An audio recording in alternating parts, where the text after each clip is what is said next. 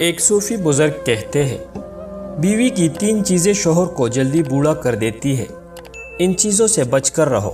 ایک گاؤں میں ایک لڑکی رہتی تھی جس کی یہ ڈیمانڈ تھی کہ شادی اس سے کرے گی جو شخص اسے باپردہ رکھے گا۔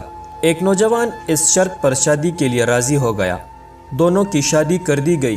وقت گزرتا گیا، یہاں تک کہ ایک بیٹا پیدا ہوا۔ ایک دن شوہر نے بیوی سے کہا کہ میں سارا دن کھیتوں میں کام کرتا ہوں، کھانا کھانے کے لیے مجھے گھر آنا پڑتا ہے، جس سے میرا بہت زیادہ وقت ضائع ہو جاتا ہے۔ کل سے تم مجھے کھانا کھیتوں میں ہلا دیا کرنا۔ بیوی اس بات کے لیے راضی ہو گئی۔ وقت مزید گزرا تو ان کے ہاں ایک اور بیٹا پیدا ہوا، جس پر شوہر نے کہا کہ اب گزارا کرنا مشکل ہو گیا ہے، تمہیں میرے ساتھ کھیتوں میں میرا ہاتھ بٹانا پڑے گا۔ بیوی اس بات کے لیے بھی راضی ہو گئی، لیکن وہ دل سے خوش نہیں تھی، کیونکہ اب وہ بے پردگی تک پہنچ گئی تھی۔ تیسرے بیٹے کی پیدائش پر اس کا شوہر اسے مکمل بے پردگی تک لے آتا ہے۔ وقت گزر گیا اور اولاد بڑی ہو گئی۔ ایک دن یوں ہی بیٹے شوہر ہنسنے لگا۔ بیوی نے پوچھا، کیا بات ہے، کیوں ہنس رہے ہو؟ تو شوہر کہنے لگا کہ تو بہت پردہ کرتی تھی، آخر کار تیرا پردہ ختم ہو گیا، کیا فرق پڑا تجھے پردے سے؟ بے پردگی بھی تو ویسے ہی گزر رہی ہے۔ بیوی نے کہا کہ تم ساتھ والے کمرے میں چھپ کر بیٹھ جاؤ، میں تمہیں پردے اور بے پردگی کا فرق سمجھاتی ہوں۔ شوہر نے کہا ٹھیک ہے۔ وہ کمرے میں چھپ کر بیٹھ گیا۔ بیوی نے اپنے بال بکھیرے اور رونا پیٹنا شروع کر دیا۔ پہلے سب سے بڑا بیٹا آیا اور ماں سے رونے کا سبب پوچھا۔ ماں نے کہا کہ تیرے باپ نے مجھے مارا ہے۔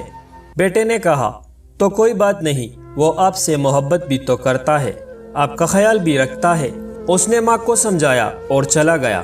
بیوی پھر سے رونے کی ایکٹنگ کرنے لگی اور دوسرے بیٹے کی آنے پر اسے بتانے لگی کہ تیرے باپ نے مجھے مارا ہے۔ بیٹے کو غصہ آ گیا، اس نے باپ کو برا بھلا کہا اور ماں کو سمجھا کر چلا گیا۔ اب تیسرا بیٹا گھر میں داخل ہوا تو بیوی پھر سے رونے لگی۔ چھوٹے بیٹے کی پوچھنے پر اس نے بتایا کہ تیرے باپ نے مجھے مارا ہے۔ یہ سنتے ہی وہ غصے سے آگ بگولا ہو گیا اور اونچی آواز میں گالیاں دیتے ہوئے ڈنڈا اٹھا لیا اور کہنے لگا کہ ابھی باپ کی خبر لیتا ہوں۔ اتنی ہی دیر میں بیوی اٹھ کھڑی ہوئی اور اپنے شوہر کو آواز دے کر باہر بلایا۔ پھر کہنے لگی کہ میرا پہلا بیٹا پردے میں ہوا تھا، اس لیے اس نے تیرا پردہ رکھا۔ دوسرا نیم پردے کی زمانے میں پیدا ہوا، اس لیے اس نے تیری آدھی لاج رکھی، جبکہ تیسرا بیٹا جو مکمل بے پردگی میں پیدا ہوا تھا، وہ مکمل طور پر تیری عزت کا پردہ اتارنے لگا۔ سبق یہ ہے کہ پردہ عورت کا فطری تقاضا ہے اور جو اللہ تعالیٰ کی طرف سے حکم بھی ہے، جس کی بے شمار حکمت خالق ہی جانتا ہے۔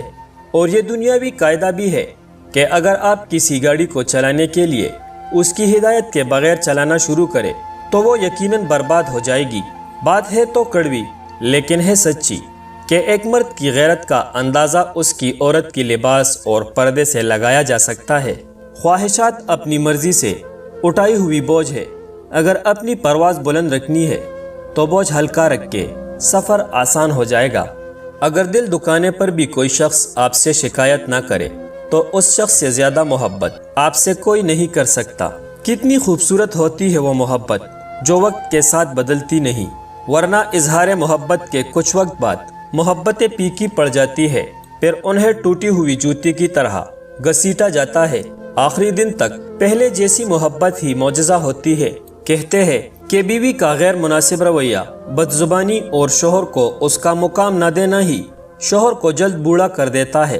کوئی مکمل کسی دوسرے جیسا نہیں بن سکتا اور بدلنا ضروری بھی نہیں ہے۔ ایک دوسرے کو سمجھنا ضروری ہے، ایک دوسرے کا احترام ضروری ہے، محبت ضروری ہے اور سب سے بڑھ کر اعتماد ضروری ہے۔ جس مرد کو سچی محبت ہوگی وہ اس عورت کے ساتھ کبھی نہیں چھوڑے گا تو مر جائے گا۔ غلطی نہ ہونے کے باوجود، سب ختم ہونے کے قریب ہونے کے باوجود اسے کونے کے ڈر سے معافی مانگ لے گا۔ یہی اصل محبت ہی کی علامت ہے۔ ایسا مرد ہیرا ہے اور ایسی عورت خوش نصیب ہے۔ پیارے دوستو، ہم امید کرتے ہیں کہ ہماری آج کی ویڈیو آپ کو ضرور اچھی لگی ہوگی۔ ملتے ہیں بہت جلد ایک نئی ویڈیو کے ساتھ۔